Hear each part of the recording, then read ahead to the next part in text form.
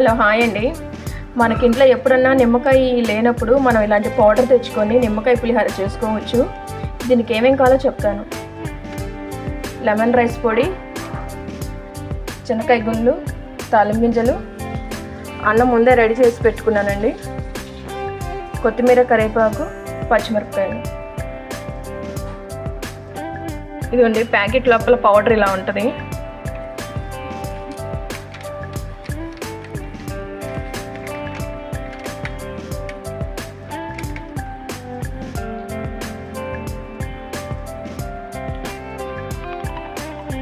ఇప్పుడు మనం ఎలా రెడీ చేసుకోవాలో చూపిస్తానండి.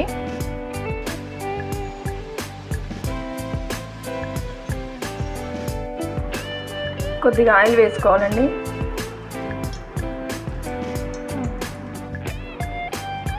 ఆయిల్ వేడెక్కిందండి.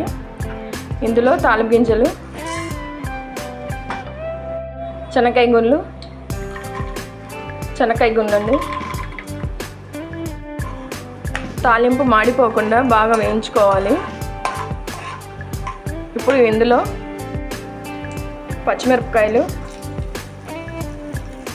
కరివేపాకు, టేస్ట్ కోసం కొద్దిగా ఇంగువ అండి.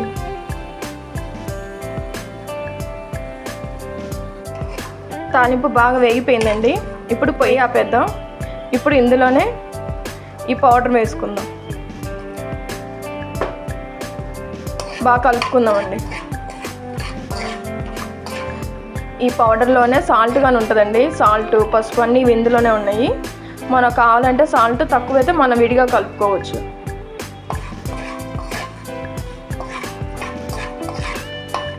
ఇప్పుడు ఇందులో మనం రైస్ వేసుకుందాం.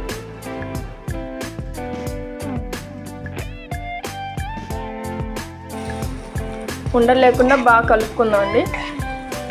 దీనికి అన్నము పొడి పొడిగా ఉంటేనే చాలా బాగుంటుందండి.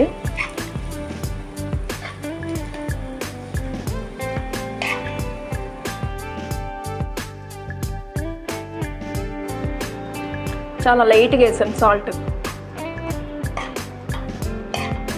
లెమన్ రైస్ రెడీ అయిపోయిందండి. కొత్తిమీర వేసుకుందాం. కొత్తిమీర,